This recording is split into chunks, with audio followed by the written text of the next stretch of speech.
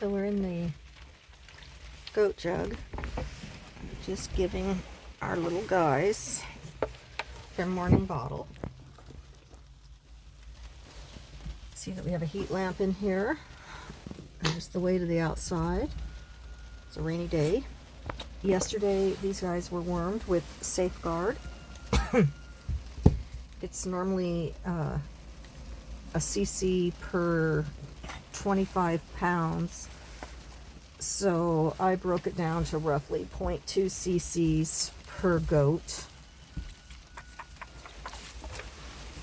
And we'll see if that does anything about the cough.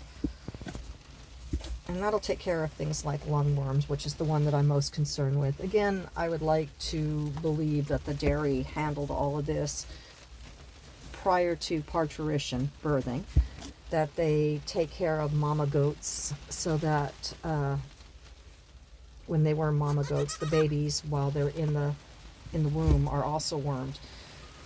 But it's a relatively safe wormer, so it makes sense to me to go ahead and worm them as well. Little Gump is, well, he's still knuckling over. He's getting a lot stronger. He is definitely approaching me for the bottle. And when he first approaches me, he is on all four, completely upright. Gets a little weaker after he's fed. I think he just gets tired, kind of like, what do we call it, punch drunk. So everybody is doing really well. We're going to go ahead and buy some hay or pasture grass to make a fluffier bed. It's a warm rain, but we still want to make sure that everybody's comfy and snug. So we're doing quite well. Definitely weight gain. And the activity level has increased significantly. And one of the things they just love is when I say, "It's mommy time! Mommy time!" They go nuts. If I kind of lean down, they'll jump up on my back and get all snuggly and cuddly. Pistol here is probably the most social and the most demanding of being hugged. And then Floppy runs a close second. And Wilson, who is trying to make a liar of me, is usually a little bit more aloof. But today, I guess he has decided that today is a good day to be fussed over. And then, of course, Lil Gump, who crawls into my lap as well. I'm happy with his progress. I still think that he is weaker than what would be typical. I've had baby goats, born here on the ranch, who within a few hours were up and moving around, albeit they were wobbly, but they didn't knuckle over like this. So I don't know if this is something genetic, if this is just something, I can't even venture there. But we're going to keep trying and just go from there. But they're all doing quite well, and it's been it's been a lot of fun. You guys full now?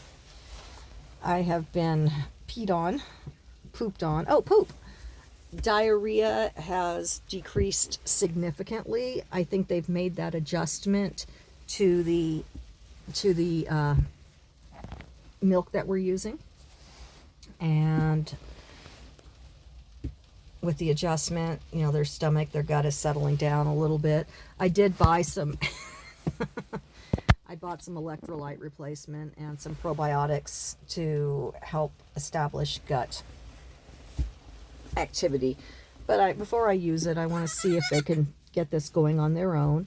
And I'm just really happy with how it's progressing. I still want to take a fecal sample into work and run under the microscope and take a look. But overall, I think they're progressing quite nicely. I don't think they're happy about this rainy, miserable day. I know I'm not. But at least it's a warm rain. And, oh, you okay? There's that little cough. At least it's a warm rain, and I don't have to worry about them being chilled all day long.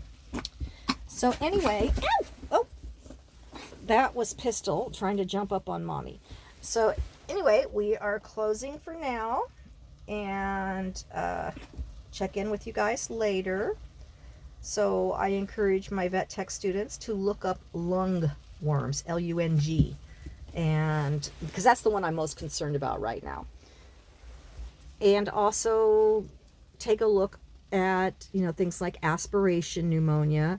I'm not as worried about that now. They seem to have gotten used to the size of the hole, although I went out and bought 4 new bottles that had little X-shaped slits in the nipples, which are perfect. And the goats acted like I was torturing them.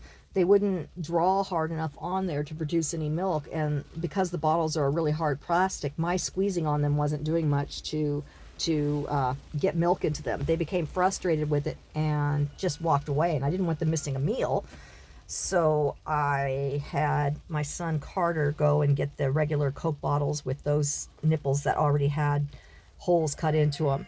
And that allowed the milk to flow really freely. And of course they drank, and that's what I'm using now. So in a nutshell, I think I just wasted probably $20 on bottles. I did get frustrated and with one of those little X-slit nipples, and I kind of bit the tip off of it and thought, you know what, we're just going to make it flow. And then when I turned it upside down, it was like turning a faucet on. So that nipple has now gone and met Mr. Trash Can. Is what it is. Everything is a learning curve, and we just take it day by day. Okay. Pistol. You trying to jump in my lap? All right, well, signing off for now. Soon. Bye-bye.